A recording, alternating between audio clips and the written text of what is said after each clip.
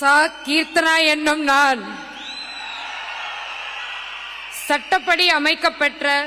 இந்திய அரசியல் அமைப்பின் பால்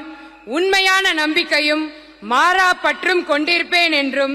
இந்திய நாட்டின் ஒப்பில்லாத முழு முதல் ஆட்சியையும் ஒருமையையும் நிலைநிறுத்துவேன் என்றும் தமிழ்நாட்டு அரசின் அமைச்சராக